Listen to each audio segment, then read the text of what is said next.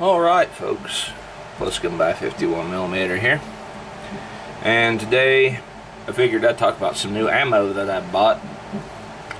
It's nothing too spectacular, but I figured I'd just show it off to give an idea and let you guys know that I do plan to try some ammo tests here in the coming weeks, depending on how things go time wise. But anyway, I went into the local Rural King there about a week ago. It probably was about a week ago now. So I figured I was intending to just go in there and look, and I hadn't intended on buying anything. But man, the shelves were so full of ammo. That's the most ammo I've seen since before the pandemic, to be honest. And nobody is buying it, and I can understand why, because my god, the prices are outrageous. I have not bought ammo in person in a good long while, and definitely not in person from that Rural King it's been a minute. Let's just say that, been a while. So I'm looking through the 45 auto, and I come across in the 45 ACP part of the shelf some of this Sig Sauer Elite Defense V-Crown personal defense ammunition, and its specs are a 230 grain jacketed hollow point 45 ACP bullet. I'll get these out and let you guys see them. I did open them up there a few nights ago.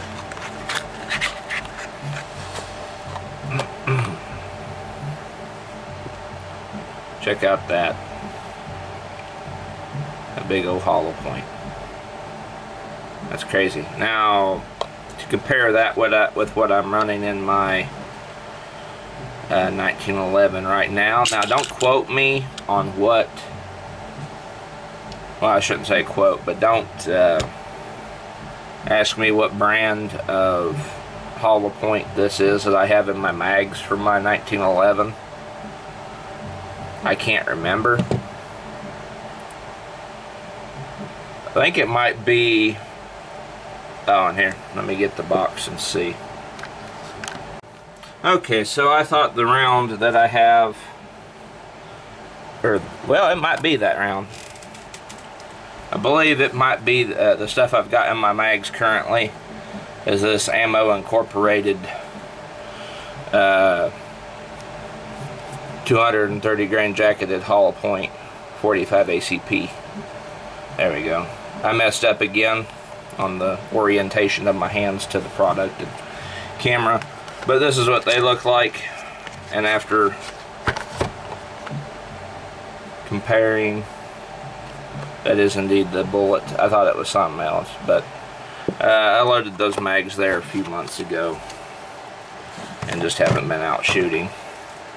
But either way, this V-Crown stuff is just the 45 ACP version of the V-Crown stuff I run in my CZ75 SP01. Same ammunition, but it's just a bigger caliber. And my CZ75 SP01 absolutely loves this V-Crown, which is a, let me see here, 124 grain plus P. It's the M17 brand for the Army's new pistol. My CZ75 SP01 absolutely loves this stuff. It shoots it so well. It's very accurate as well. So I'm hoping, you know, it's a big leap in caliber and a totally different platform and cartridge, but I'm hoping that my 1911 will like this V-Crown ammunition as well, since it's performed so well in my CZ75 SP01, so it should hopefully perform in my 1911. I still have it on the table. I just set it over here on the table for the most part now. It is loaded and on safe, so... but yes, that is the 45 ACP I got. It's pretty expensive. It was like $29 30 bucks, I do believe.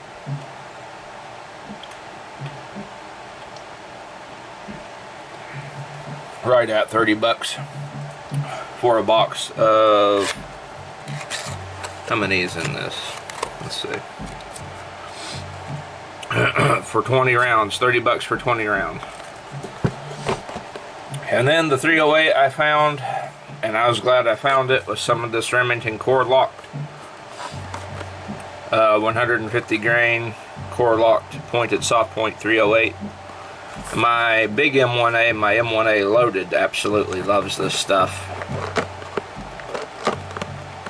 Back in the day when you could get this at Walmart for like $18 a box, or at least I think it was $18 a box. It was real cheap. I could get a whole bunch of this real quick, and my M1A loaded would shoot it like a house fire. I've tested this stuff quite a bit on my channel through the M1A loaded. I need to test it in my M1A Scout Squad still, because I probably have run this through my M1A Scout Squad, but I can't remember if I've taken it to the range and tested it. But I'm glad to see this stuff is back, and I'm aware it's not, I don't think Remington makes this per se. They might. The story with Remington, it's every time I look over at Remington, it's something different. They've somebody else has bought onto a part of them and is making guns or ammunition for them now. It's a big number of different companies. So I kind of just anytime, like, Remington's a question mark to me anymore, because I can't say definitively who owns them and who's loading their ammo or who's making their guns, because it's just been that big of a shift ever since they closed down in, what, early 2019? Maybe in early 2020.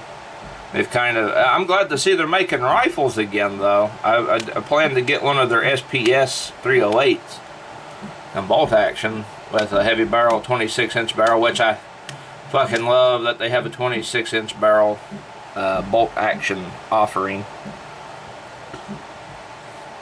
because if you're wanting to get the full effectiveness of a 308 cartridge, you want a 26-inch barrel.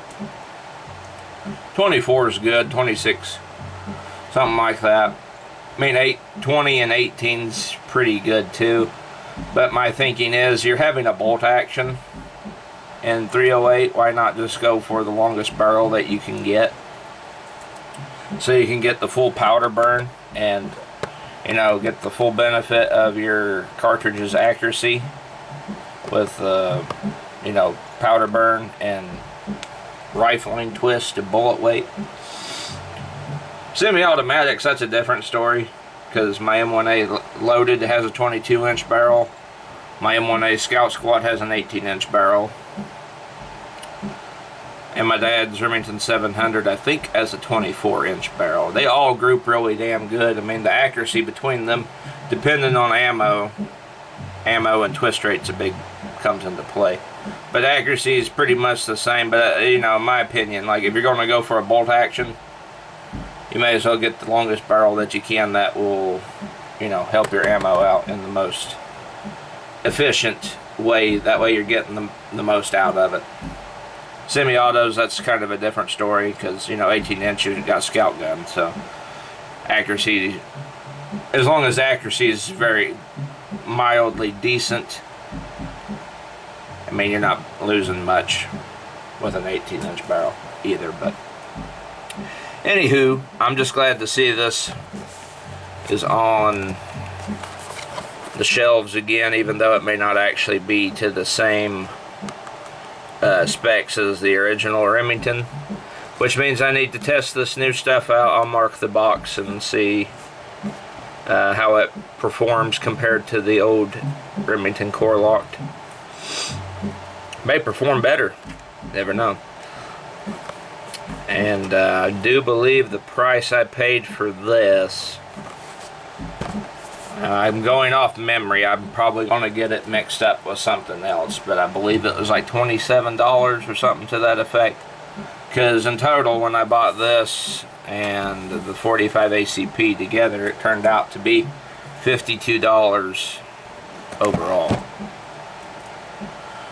for just these 2 boxes of ammo. So I can understand why people aren't out buying ammo as much as they had been, considering everything else is so much more expensive. You know, I was in Dollar General there the other day and was just buying stuff for bonfires, and it was like 30 bucks or something just for that. And bought some, I get my prices mixed up, but anyway, I mean, it's not nowhere near what it's really went down the shitter on prices for stuff, and it's just gonna keep getting worse, I'm afraid. And to address, I'm gonna go ahead and make this announcement. I meant to do this a few months ago, but I got sidetracked. Me and Andy Prairie Dog, I did an ammo test on some 22 ammo. I can't remember what it was, but I shot it through my Remington 541T heavy barrel target rifle, 22 LR. And me and Andy Prairie Dog were talking on that video. I cannot remember which one it was now, but he gave me an interesting idea, and I'm going to try and do it to the best of my ability. I'm going to try and do ammo tests for all the different types of Walmart brand 22 over time to see how they group through my 541T and my Marlin 15YN, to just kind of give an idea of, you know, general accuracy in firearms that have those same barrel lengths and that are bolt action. I may end up getting a Ruger 1022 rifle at some point. I've been having my eye on one of those for a while, but I just always seem to forget to get one when I have the money. So I'm just like, that's another firearm that I need to purchase, and I could test 22 ammo out through that as well. And had a viewer, I would probably get their name wrong if I tried to pronounce it off of memory right now, but I will address their comment too, as they're wanting me to test Saltec 308 ammunition, and they was asking if I had ever tested it before. And part of me, I was like, I've never heard of Saltec. So I looked it up, and I'm like, no, I haven't tested that stuff before. It is Swiss 308 ammunition, and I intend to get some of that. I was trying to buy some earlier. It's all out of stock. I need to look a little bit harder. And I came real close to buying 20 rounds of Federal 7.62 by 51 millimeter red tracer ammunition, orange tip ammunition. I came very close to buying a box of that, but the shipping was outrageous.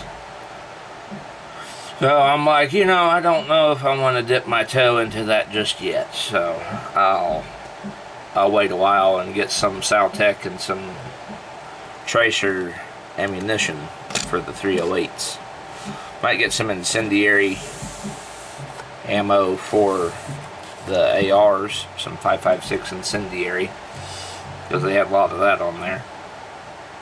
I'm also wanting to try and get some blanks, because I want to have some ammo for New Year's. I keep forgetting to get blank ammunition for New Year's Eve.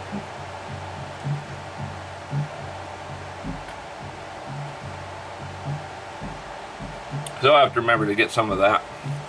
But as with everything else, all in good time. All in due time.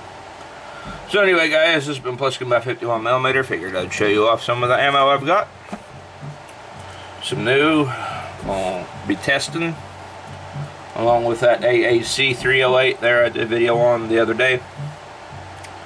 I'll get around to it when I'm able. I'll catch you guys all on the next one. Peace.